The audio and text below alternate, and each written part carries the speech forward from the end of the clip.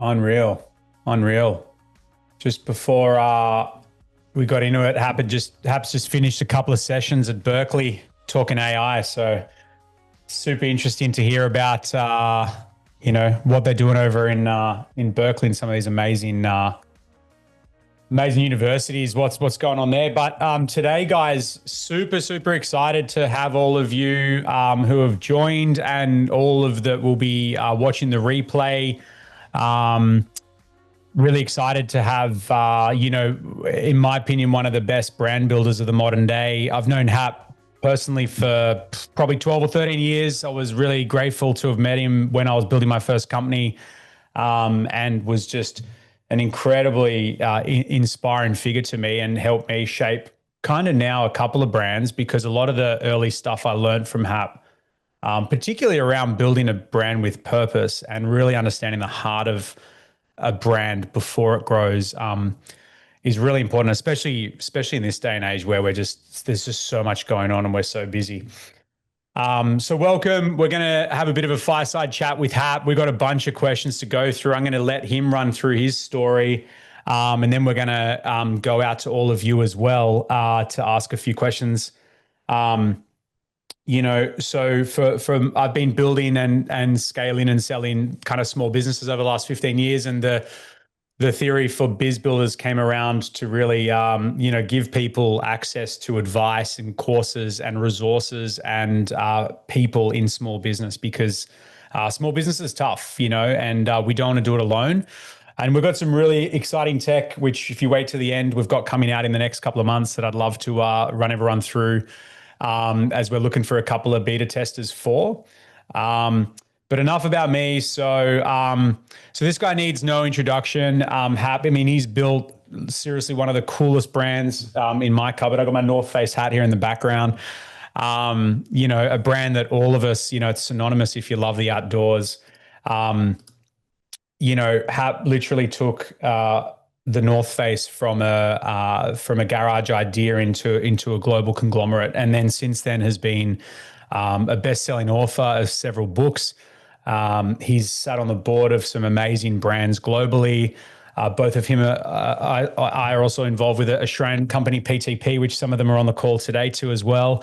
And he's brought in from experts across universities in the US and globally. Really excited to have him with all of you today. So welcome. We've got people from kind of all over the place. BizBuilders, we're only been in market kind of a couple of months, but we've already got hundreds of kind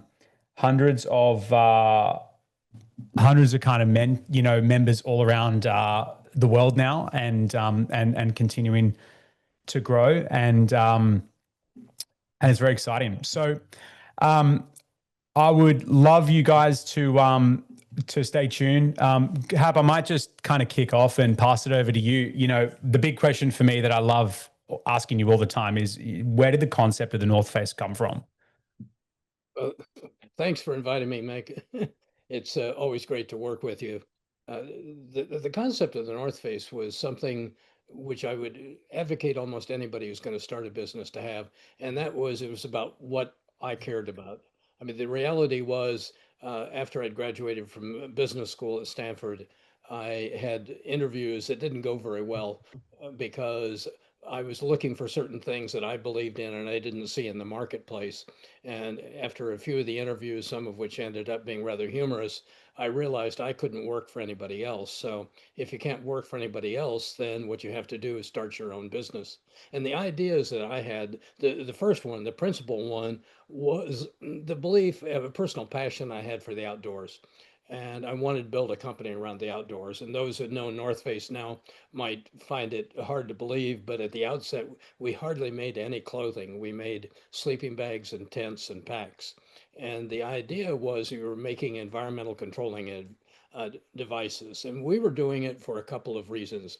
As I had grown up, I always went to the outdoors. So I had a passion for it. I came back energized. I came back being a better steward of the earth. And then as I was taking jobs and working at them in high school and whatever, I worked around a lot of people. And I found that it didn't matter where somebody was from, didn't matter what their language was. Frankly, it didn't matter what their sexual persuasion was. There were good employees and bad employees. And he wanted a company, he wanted to have those good employees. At that time, women were paid half of what men were paid. That didn't make sense. If they were doing as good a job or better job, they should be paid what they're worth. And so I had these ideas of a product should last forever, because if you're in the outdoors and a product fails, your life is at risk. Also, from an environmental standpoint, if it never fails,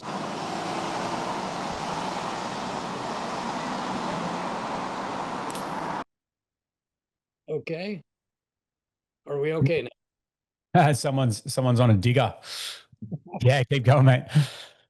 So I had all those ideas in the back of my mind, and because I knew I couldn't work for anybody else, I decided to, start a company around something I knew. I didn't very much, but I knew I couldn't work for anybody else, and what I knew was the outdoors. So I started it, and I decided that I'd have what's called a triple bottom line business. That's an equal commitment to people and to the planet, and also to making profits. And I believed that that was the right way to do it. We wanted to change the world because the world was really screwed up at that time, as screwed up as we see right now. But that was the 60s. That was in the US when Bobby Kennedy had been killed, Martin Luther King had been killed. We had the Vietnam War going on. All the problems that were happening were all in the city. And I felt if you could take people deep into the wilderness, they were going to forget about all that. And they were actually going to look at things of true value. And one of the things I'd read as I was growing up really resonated with me. It was a comment from Thoreau, which was, in the wilderness is the preservation of the earth. And I really felt that when I was out there. So my mission when I was starting this company was not just selling some products, sleeping bags and tents and whatever. It was about getting people deep into the wilderness so they could experience the same thing that I experienced. And the big pain point that existed at that time was the gear was all too heavy. Uh, People only went 100 feet off the side of a road because it was too heavy to carry it there, except for a few mountain men. And what we did was find materials that were lightweight. They're spin-offs of the Vietnam War. We took aircraft aluminum, made tent poles and back frames. We took parachute cloth and made sleeping bags and tents and a little bit of funky clothing. We lightened the load of everybody's kit by 50%, and suddenly people could go deep into the wilderness. Women could join the activity because it wasn't a beast of burden act. And they did go in and they did appreciate nature. They did come back and actually want to change the world in a positive way.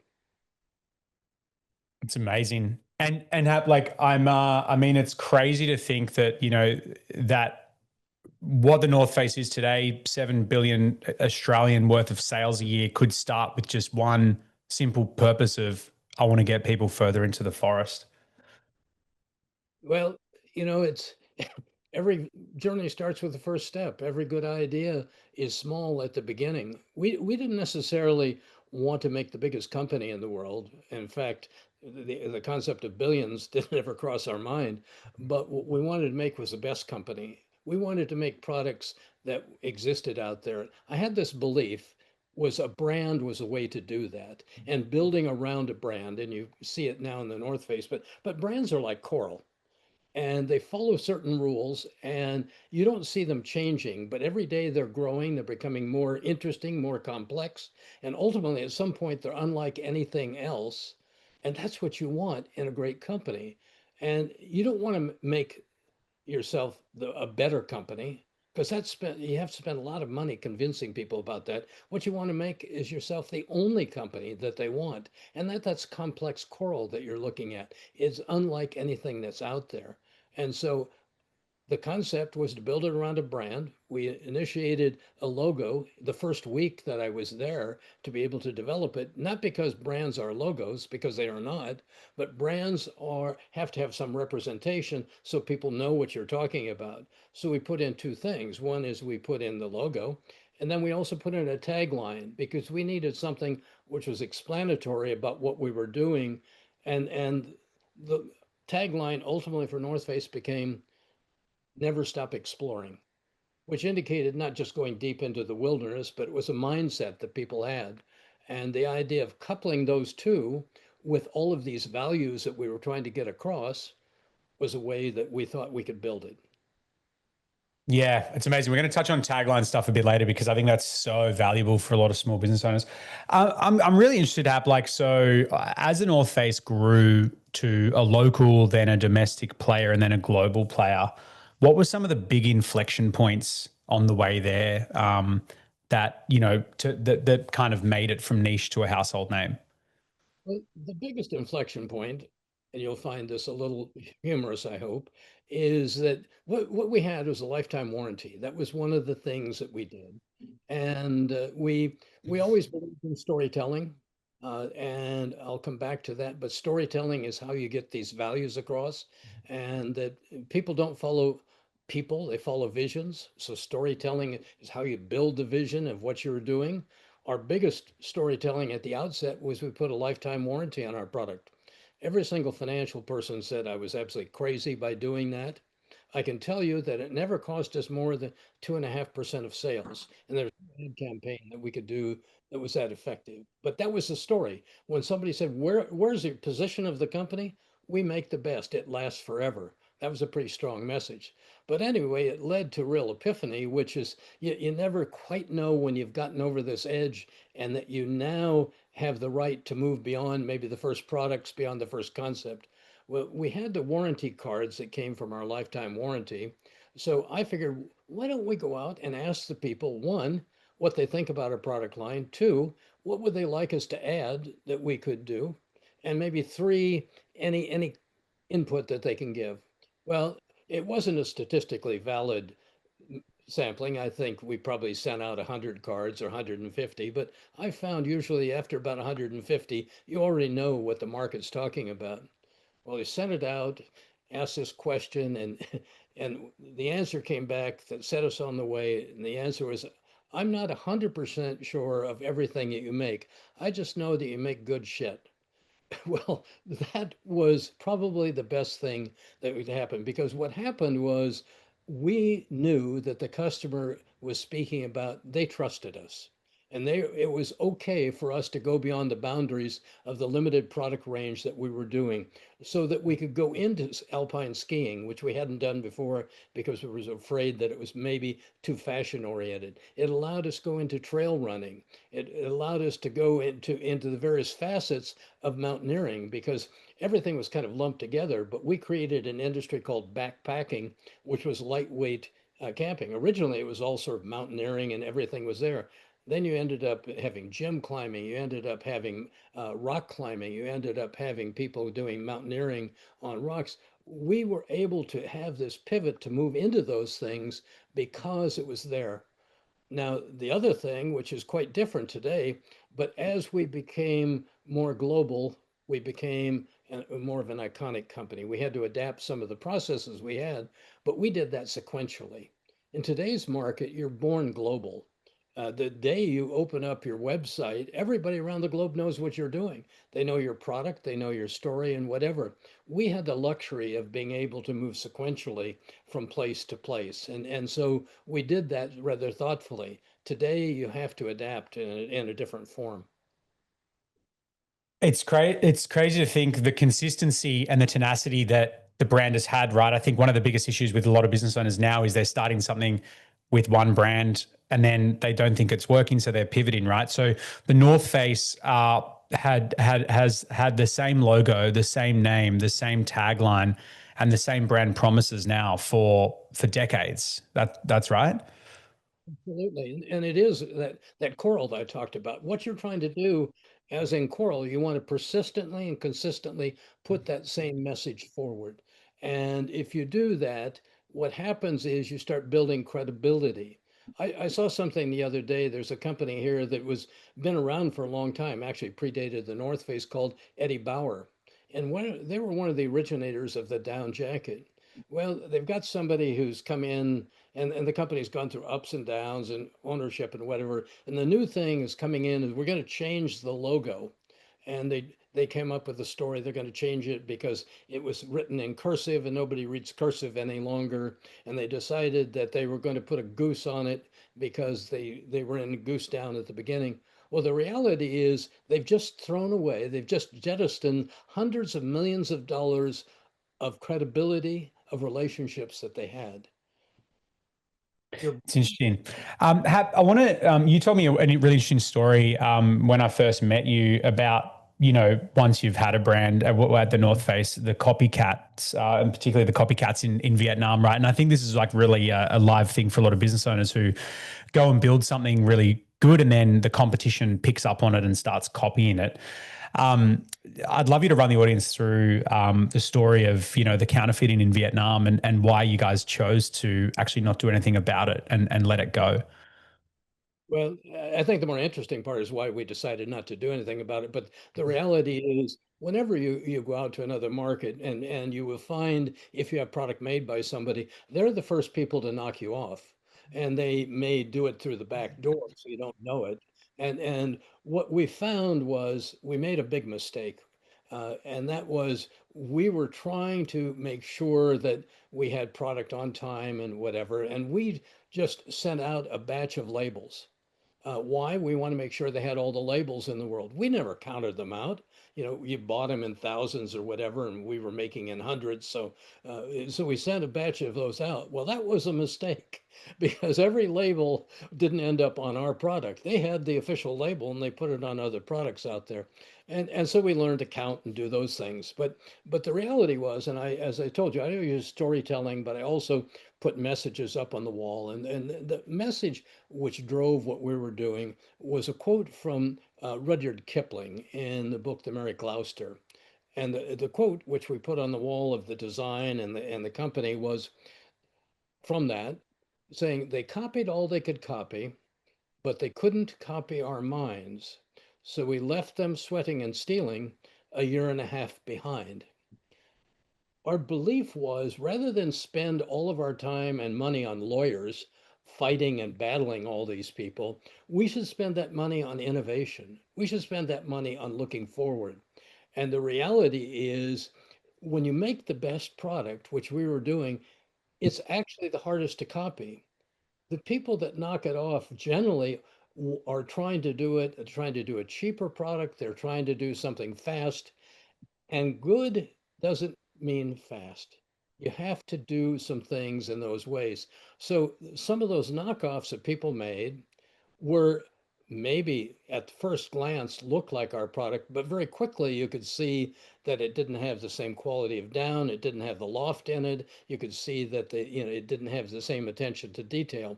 So what we felt was by executing perfectly, by innovating, and by using all our creativity, that was our position. And you've touched on before, Hap, and this I want this one for a lot of people out there who maybe just getting their business off the ground is particularly or haven't really thought about brands so much. Is you've often said build the brand before the product, and I think a lot of people get in a business and they start doing their thing, and then they think brand's important. Can you share how, what should small business owners today be thinking about if they're at this point where they're starting up or they're off and they haven't really focused on brand?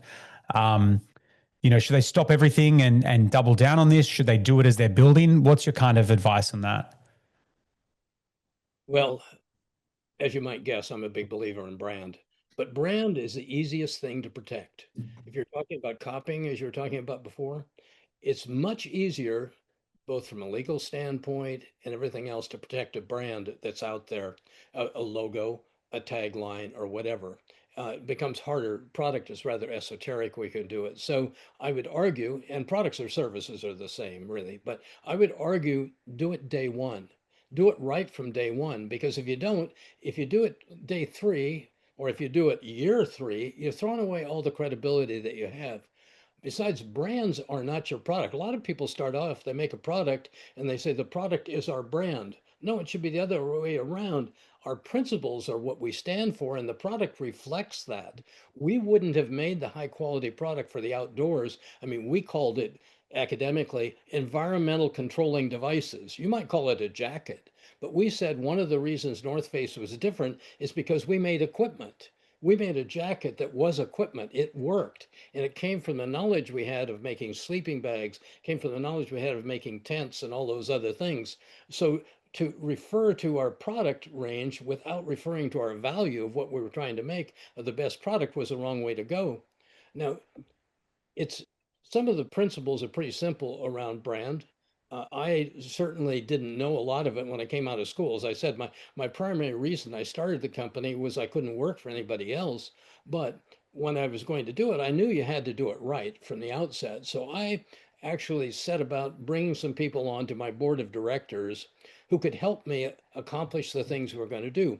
One of them was an expert in branding. His name was Dick Solomon. He was the head of Von Charles of the Ritz Cosmetics, also ran Yves Saint Laurent clothing, and Vidal Sassoon had shampoo and whatever. Uh, he didn't care about the outdoors, but he cared a lot about branding. Well, bringing him on board to be able to tap his knowledge at the outset was great. Brought in somebody who was very skilled in finances because I knew we had to have the management tools in terms of KPIs and things like that. And the person I brought on was Clyde Skeen, and he ran a division of the Boeing company called the Virtual Division, and he was an expert in finance. And then every year or every 2 years, we'd have a long range planning process. We got the whole team together to talk about what we were doing. The first reason we did it was to level set everybody because we were doubling our workforce every single year because we were more than doubling our growth. As we were doing that, we'd make sure everybody was on board, but we would bring those people in, Clyde and Dick Solomon, and we would have them educate some of the people. At the same time, we bring in professors of business. We would bring people from the outside that were in the field to be able to educate the people because I never hired anybody at the outset because of their business skills. I hired them for their passion. The passion, first of all, for the outdoors, and the passion, too, for changing the world, because that's what we thought we were doing. I knew with the experience I had and the team I could bring in, we could teach them business, but we couldn't teach them passion. Mm. It's a very live thing, actually. I was just thinking brand and purpose isn't just about selling products to customers, right? So much of it is bringing people on the journey. And you guys would have gone through so many roller coasters in that first 20 years of building it up. Have you got, have you got some tips around how you actually kept, how the where brand and purpose and values played a role through some of the difficult times and how it actually helped bring people into the business? Because people's one of the biggest challenges nowadays. It kind of always has been, but you know have is there any tips you can kind of pass on around you Well, know we probably could do a 5 hour podcast. We don't have enough 5 hours to do it, so I will try to put it down to something. As I said, we had this long range planning every couple of years. And what we would do is people been around for a while would say, why don't we just come up with the numbers and get on with it? And they would think I was rather banal in my presentation. But the idea was to level set everybody about what we stood for, because that's why the people were there. So we would spend an inordinate amount of time talking about our values. In the back of my mind, what I did was come up with three words that cut across everything we did. And I would make sure that at those meetings, those three words were what we came back to as what we stood for. And the three words were very simply quality, disruption, and triple bottom line. And then, as I said earlier, I use storytelling, stories about what that is. When I talked about quality, the simple story about it is we have a lifetime warranty. That told all the stakeholders that were involved with the company where we were positioned. It told the employees if they made the product and they made the product in the wrong way, it was going to come back to them because we were either going to repair or replace it. If they made a product that failed, it needed to come back to them. It told the vendors we're dealing with, some of them who'd never wanted to deal with us because they said it was ridiculous, you're going to take it back. When the customer said, maybe it's too expensive, we'd say, but if it lasts for a lifetime, is it that expensive? So everybody on the team knew where we were positioned, and so they weren't just asking for cutting corners or doing things like that. They stood there. And when we talked about disruption, What we did, as I told you, we used materials that were lightweight to make lightweight gear that was going in there. People understood that. The story about disruption, first of all, was about product, but also we were disruptive in every facet of the business that we did. We were omni-channel from day one. That means we sold through our own stores, through a catalog, which later became e-commerce, and we also wholesale accounts. When we started, everybody said, "You're crazy. You can't do that." Well, look around today, everybody does it. So it was the right way to go. We had an employee stock ownership plan where everybody in the company owned some portion of the company, albeit small in some cases, but they had a feeling of owning a piece of the rock as they did that. We hired anybody from anywhere. We spoke 14 languages at all times around the company. So disruption is what we talked about. As I said, our first story was really about lifetime warranty. Now, an aspect about the quality, when we talked about it, we found that warranty story didn't work as well as we had thought. And we concluded that the reason it didn't work as well is, first of all, we didn't have enough product fail to ever prove it. And secondly, a lot of other people had warranties, maybe not as robust as ours, but when people went in to get their tires repaired, they heard, "Oh, I'm sorry you weren't here last week because you're basically screwed. If you'd come in 2 weeks earlier, it would have worked." And people had a tendency to doubt warranties. So we looked for another story. And the story we looked for was one from our warranty department where somebody had come in and they told the lady running it, Aisha, they said, "Listen, we've been planning our trip all year. If we don't have our tent, we're in trouble and our tent has failed. Can you get it fixed by the weekend?" And she had strict budgeting, but she knew our company mission internally was bring the customer back, make them happy. So she said, "Sure, we can get it done. I've got capacity." And they said, "Well, that's great." They said, "But we got one little problem." I said, "What's that?" I said, "Well, it's not your product. It's one of your competitors' products." I said, "That's all right. They make good product. We know how to fix them. And we're like you. We want to be out there. We'll get you out there. We'll get it done." They said, "Well, how much is it going to cost?" She said, "We don't charge for repairs." She fixed it. They went out there. Now, the reality is they're probably scamming us, but they probably told more people about what we did than whatever. And our mission was to get people out there. And so that was the story we used around disruption. Now, when it came to triple bottom line, talking about the people and planet, whatever, I mean, one of the first things we did is we sent an expedition up Mount Everest.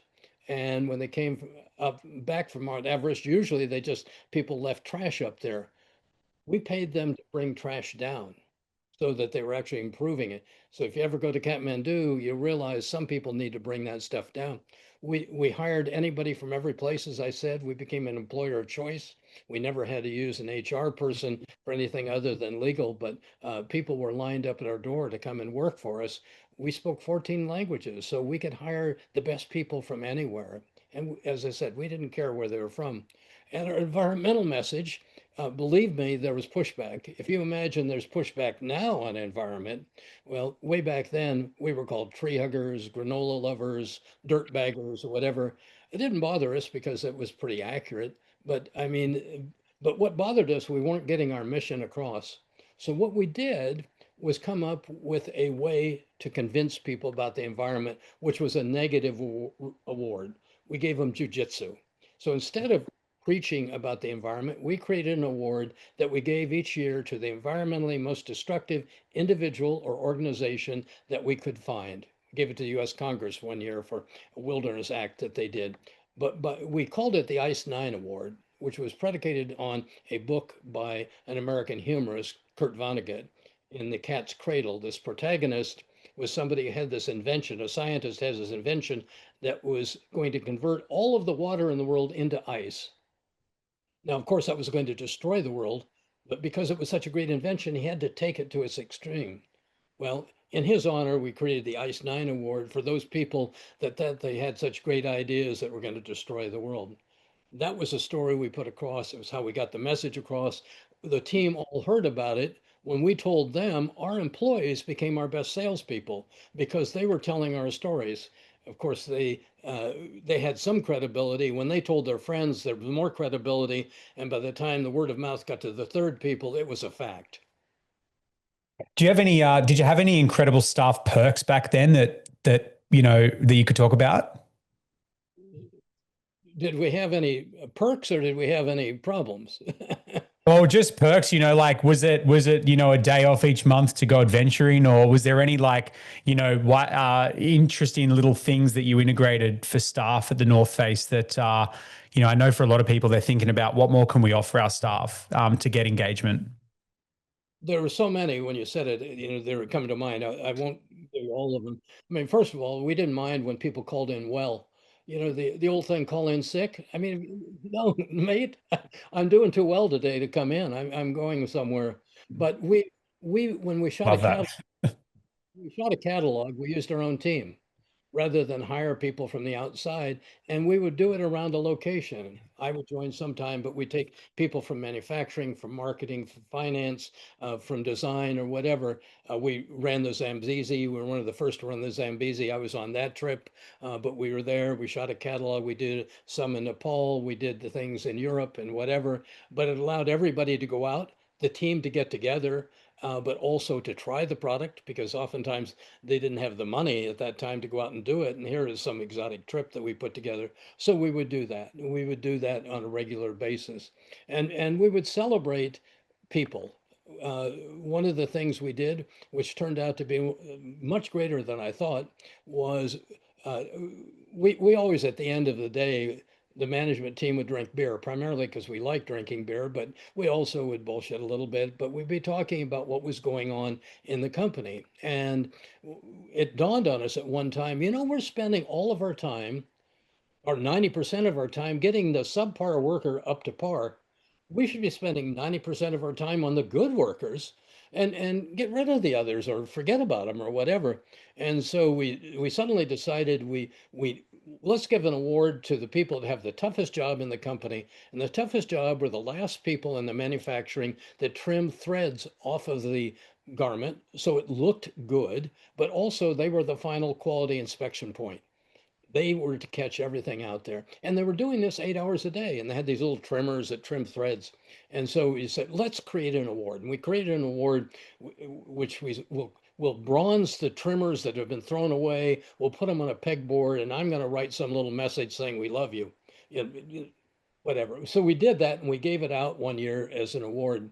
Well, we thought it was pretty good, but I forgot about it. Well, 3 years later, I was invited to one of the ladies' house. She received her citizenship in the U.S. and she invited some of the management all over. She was from Czechoslovakia and she had Slivovitz and we're all drinking there, having a good time. But I noticed at her house was this award that was sitting on her mantle. This is 3 years later, but she showed that as a way to do it. Something else we did, and this is there's hundreds, but I'll give you one more. We had a spouse's day, a partner's day, which was all of our people were working really hard. The management people, and when you're in a small business, as most of you know, it's not an 8 hour job. It's not a 10 hour job. It's 7 days a week and it's whatever. And you're taking time away from your partner, from your family. And a lot of times it's hard to explain. They'll go, "Why are you doing that? Why don't you, you're not paid enough to do that. Why aren't you home more?" So what we did is invite them in. We gave them a free lunch. There's never a free lunch, of course, but we gave them a free lunch and we explained what we were doing there. So hopefully they could understand the passion. So it wasn't incumbent just on our worker to explain that.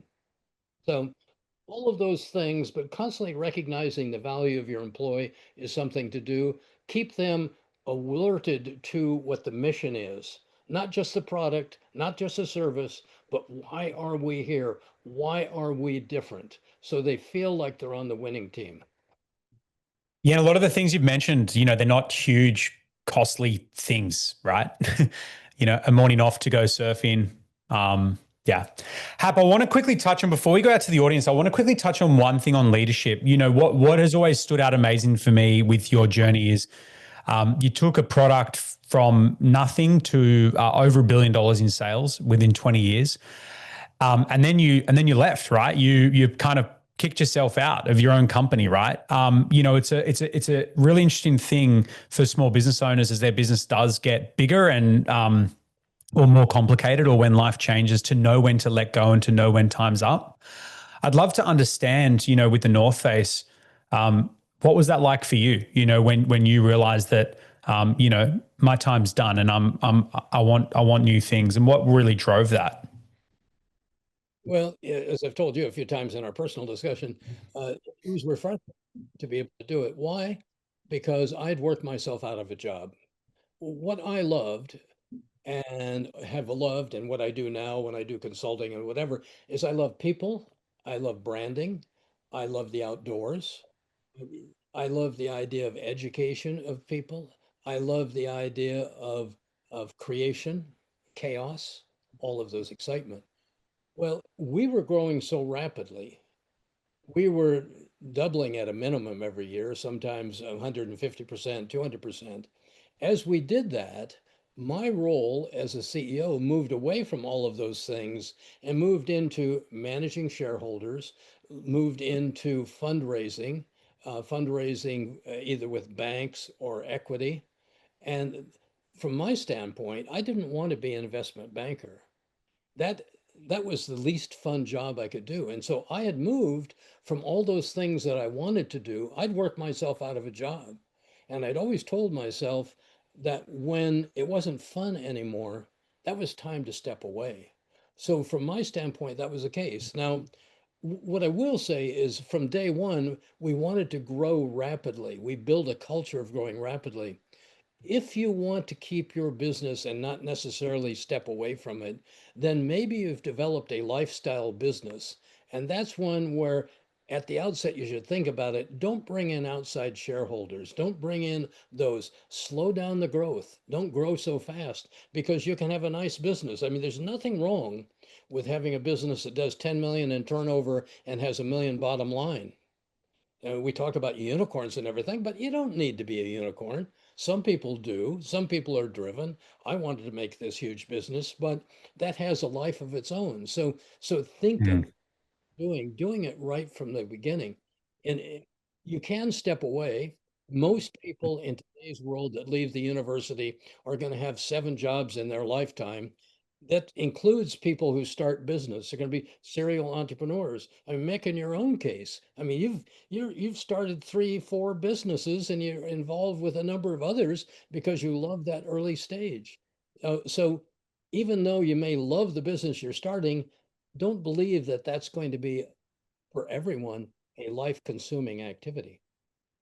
Yeah, it's a really inspiring point. I think a lot of people always think big is better, and I'm often talking to businesses about let's spend the time figuring out where our heart is and where that actual what that actual plan is to create what the owners really want first, because big is not always better. As you know, there would have come a point where I'm sure you didn't know everyone's name in the business, right? And that's for someone like you, probably, you knew that it was getting to a point of the end. It's frustrating when you enjoy knowing everybody's name and remembering them, and when you can't, then you just lost a little bit of touch to that. It's okay to say, "How are you doing, mate?" But when in the back of your mind you're saying, "Is that Gloria or is that somebody else?" And then it becomes not quite as intimate. Yeah. Unreal. That's amazing. I'd love to take a moment now and jump into the audience and just get, if anyone's got any questions for Hap, we've had a heap sent through as well from some of our members. If anyone's got any interesting questions, take a moment, have a think, and share some questions through for Hap. An amazing opportunity. Love to hear.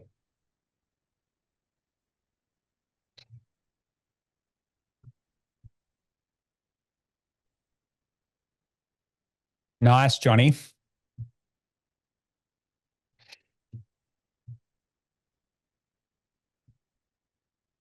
Let me jump off on a couple of ones I'm seeing right now as I'm looking at the chat. The first one uh, that I was seeing is, what would I do differently if I was to start the North Face today? What I'd do is I would focus on ESG.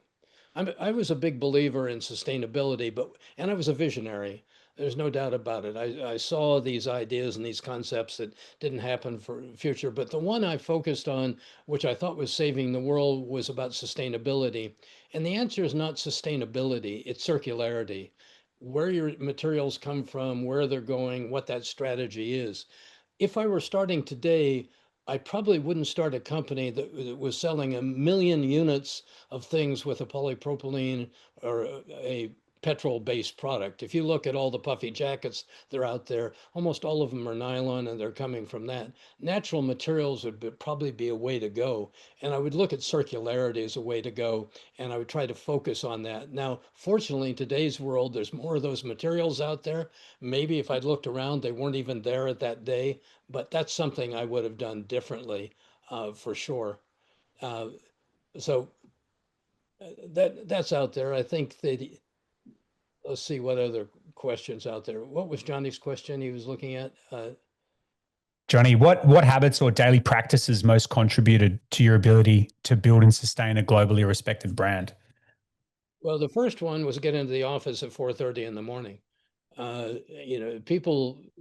People watch what you do more than what you say, and certainly storytelling. I do it sometimes in a humorous way to be able to share things around, but so people knew what we were doing. I had the concept of praising in public and criticizing in private. You don't gain anything by putting somebody down. You have to be able to do that. And so when somebody does something good, laud it.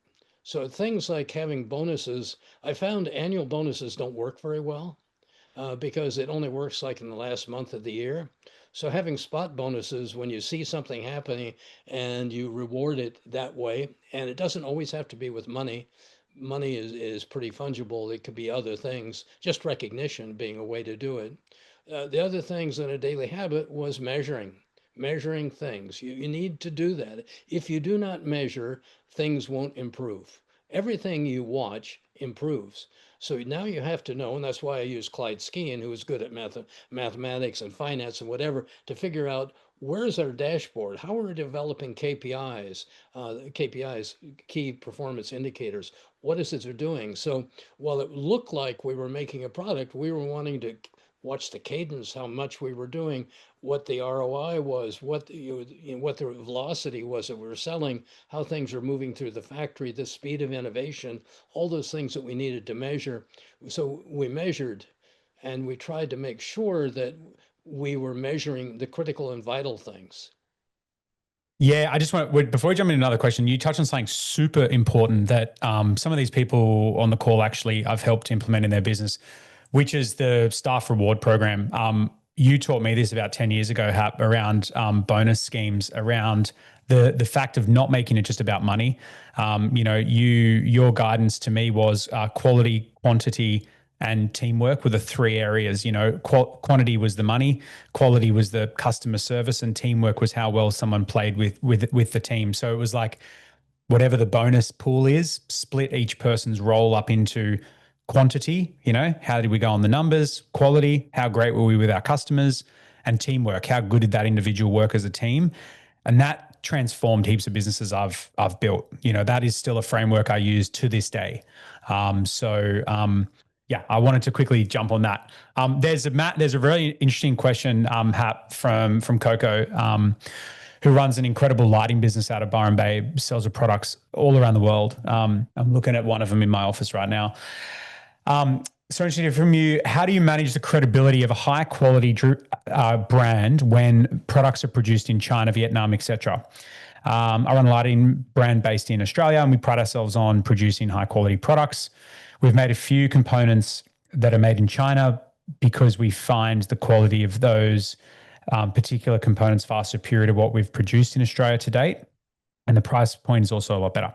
We're often asked by customers where our products are made, and we want to be totally transparent where everything is made. Still, we struggle to manage the perception of Chinese made products, which is often received as poor quality, even though the components we supply are of excellent quality.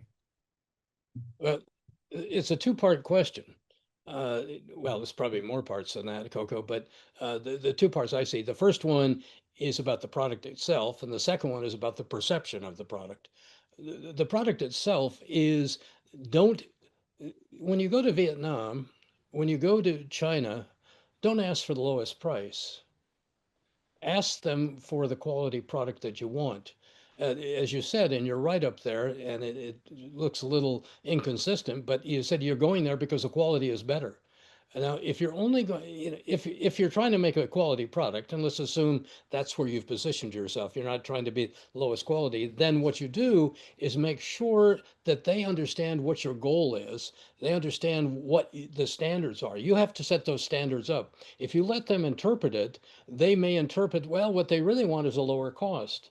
And oftentimes, what I've done is instead of giving somebody a price in terms of going to China and say, I have to hit this price point, then they say, well, I can hit the price point. I'll figure out how to do it. But the way they're going to do it is take the quality out. If you go in and say, this is the product we want, this is what's coming back, you can control it that way. Now, you have to constantly be going in and looking at the factory. You can't just have a one-time relationship with the factory and expect that to happen, because there's a lot of people who work in the factory who have a brother who could produce it outside cheaper and they can subcontract it or whatever. So you have to control that. So you have to have observation. You have to do it on a random basis.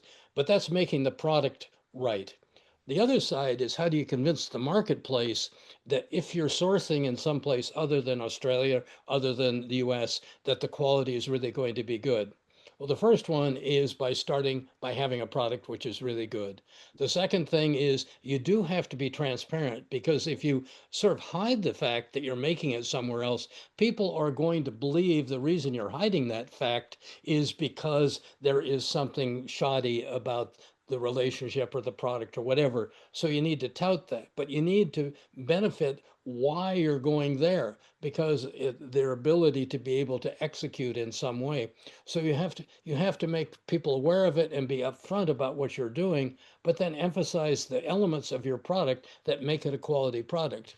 If you only talk about the look of the product, or you only talk about the delivery time of a product, or only talk about something else, people will think that you aren't focused on the human rights behind it, or they aren't focused on making it so it lasts forever, or that it's a best product.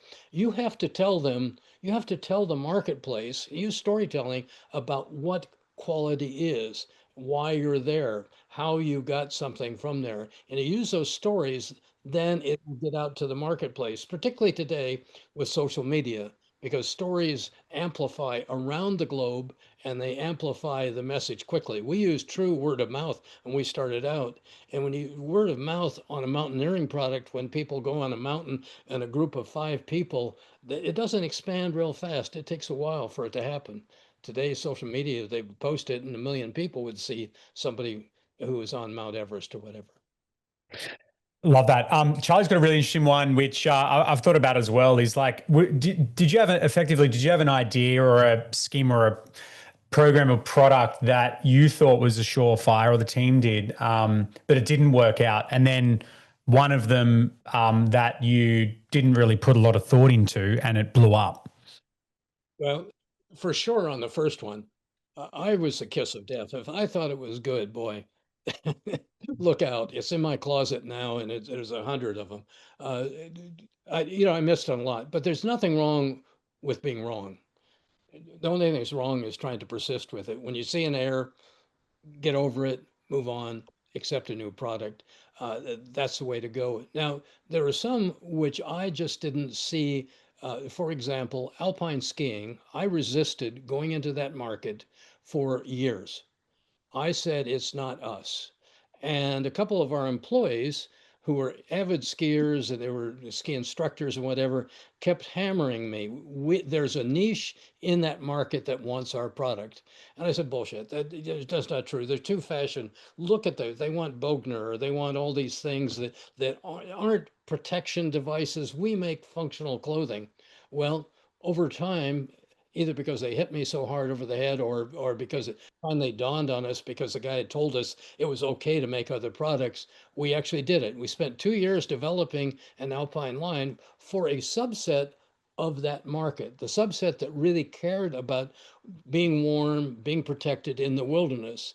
Now, over time, it's a little like a Porsche. Porsche probably looked kind of ugly when it first came out. when people realized it started working, they started looking at it and saying, maybe that's what the fashion should be. It was kind of the same way with our clothing. If you look at the puffy down jacket now, which is ubiquitous and around the world, when it first came out, it was kind of like a camel that was designed to be a horse. People go, "Do you really want to be bulky like that? Does it really, really fit what we're doing?" It kept people warm, and that worked. So, yes, alpine skiing was an example that I didn't think it would take off, and I didn't. I knew that we are going to do it. I thought it was going to be a subset of the market, not that we were kind of a dominant player in the market. That everything would swing that way. And some of the other things, I can think of something. I'm trying to remember the Sylvester was the name of a vest we did. God, that was bad. I had this idea that it'd look better if you didn't have pockets in it.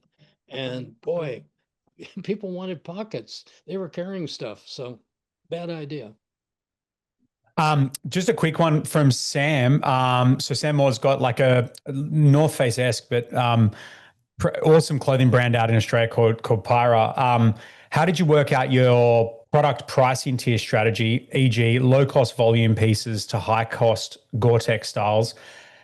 And then second question, how important do you think founder led is now for brand building, i.e., face to the brand? Two entirely separate questions. Jumping on the second one first, I think founder-led is not essential, but I think it's easy. If you're founder-led, when you start talking about principles and things, it's easy to identify with an individual doing that. People are skeptical of corporations. And if a corporation says something, it doesn't have quite the credibility as a founder who says, I'm doing it, I put my name on it. If you don't like it, call me. I had a friend who ran an automobile agency and was incredibly successful. And he said, I can tell you for sure the successful automobile agencies in the US, this is where he focused, versus the unsuccessful one. I said, well, how's that? He said, I go to the phone book and see if they put their phone number in the phone book.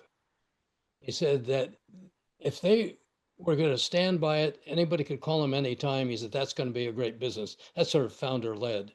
Now, going back, the first point that we had was uh, the various price points, how you do it. The first one is understand everything doesn't need to have the same price. It's the customer who determines what the price is, the customer and the competition. You have to go out and you have to bring the customers in. If you're the customer, that's really good because you probably have an intuitive knowledge of what that needs to be. But sound other people out. What do they value? What do they not value? What do they care about? If if you tried to make high quality children's equipment that really met the standard, you would find that it's way too high price for the marketplace. And so you have to have other ways. Patagonia faced that at the beginning. And what Patagonia did is they said, well, we won't sell wholesale children's wear. We'll only sell it direct because the margin that if we cut one margin out there, we can have it at an acceptable price for those people out there. So even though their other line was sold through wholesalers and whatever, when they went on children's line, they went directly there. That's a small example, but the idea is understand the customer, sense it. I wouldn't always respond to what the competitor's pricing is because you never know what the parameters are that the competition is doing. The first one is they may be fools. They may not know what their costs are. If they don't know what their costs are, they may be pricing way below it. Or they may be on the verge of going out of business and they're scrambling to survive. Or maybe they're waiting to see what your price is. We knew there was one customer out there that always monitored our prices and then would come in $5 cheaper. And although we had this strategy that we didn't care, it bugged us a little bit, to be honest. So what we did is we knew where they were getting their information. They were getting it from one dealer who was in Denver, Colorado. So we just sent a price list out to that dealer, which was not a true price list. It was about 20% higher than what our prices are going to be. And then the competitors came out with prices that were 15% higher than ours. They ultimately had to adjust, had a little egg on their face when we came out with our price list and it was lower, but that was probably more for laugh and humor on our part than anything else. Um, From Ed, you graduated from Stanford with an MBA. Well done, by the way. Much better attention span than I will ever have. How much of this education contribute to your success, and what you've learned from actual, like, effectively, how much value did that MBA have to put in place for running a successful business and to what you're onto now? Well, I remember very little of what I learned. I remember drinking beer with people. I remember talking with people on teams and whatever. What I learned, I think, was more outside of the classroom than in the classroom. Although, admittedly, understanding financial statements is important, understanding some of the methods and processes of business. But one thing I learned is you don't have to be the smartest person in the room to lead. When I went to the business school, I was far from the smartest person out there. But what I learned was the characteristics needed to lead that you could do and that you could apply. That was important. The second thing was the network of people that I went to school with. They helped me, whether it was financing my company, they helped me globally when I went around. I could, if I wanted to go, as I did, go to England, one of my classmates was over there. I could give him a call. Do you help me? Could you do something? And it makes all the difference in the world to be able to have those contacts. And so the people you go to school with at a prestigious school like Stanford, you have people who can be very helpful that you're dealing with. I think the other thing that it taught me was it was okay to be wrong. I'd come up with ideas, I'd suggest them in class, and they'd be shot down by somebody else. It didn't crush me. It was, okay, yeah, that's a pretty good idea. It taught me to listen to other people when I didn't have the best idea. It was okay to embrace the other one. I didn't have to stick with my own ideas. So those were the things I gained from it. Now, probably the marketing I did was mostly intuitive. The branding I got from Dick Solomon, I put on my board. The ability to set up KPIs and measurements and measurement tools came from Clyde Skeen, who was on my board. But it was good. It was fun. And it's good to go back and see those people on a regular basis. Unreal. I'm just going to whack two more out that we've had sent in. One of them is, we're in a trades based business, and is brand building different for us than it is in retail brands like the North Face? No, absolutely the same. Product or service can be different, but all of the principles are there. One is you have to be consistent. The second one, it has to be based on values. The third one is you need to protect it. You need to do IP protection on whatever you choose. But beyond that, the principles are the same. Consistency, persistency, all of those things. Another one more on personal leadership here is, how do you personally deal with imposter syndrome or pressure? Pressure is, as Billie Jean King once told me, she was a tennis player long ago. She said, you know, pressure is a privilege. She said, pressure is something that Love happens that.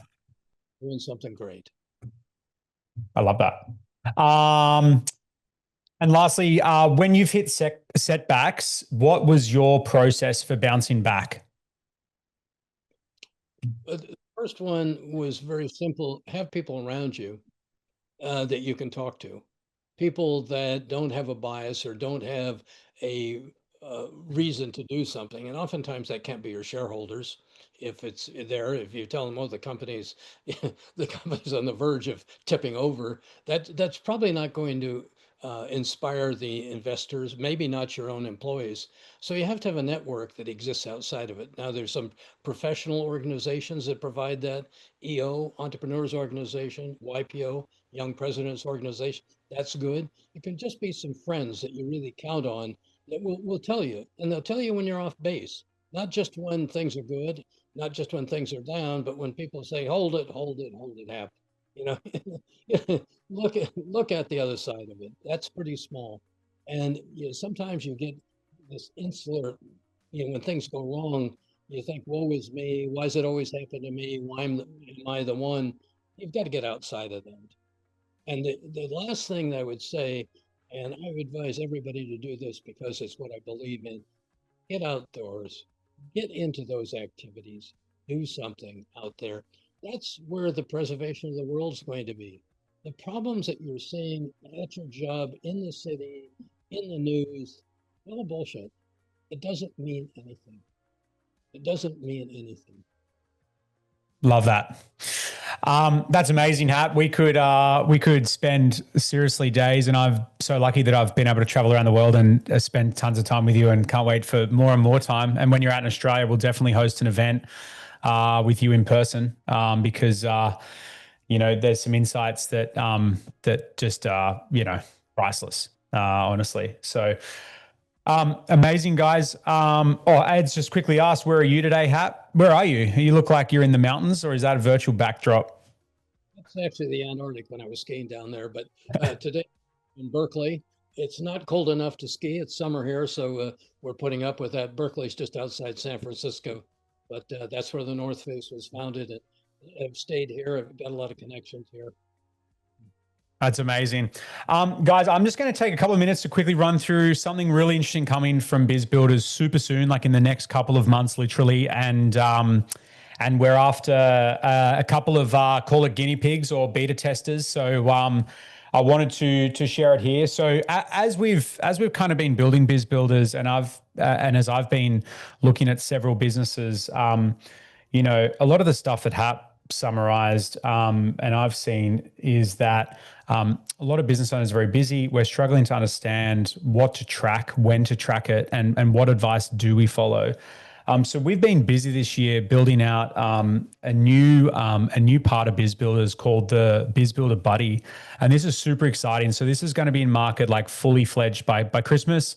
We're looking for about 10 to 15 beta testers with their business across kind of traditional trades businesses through to retail.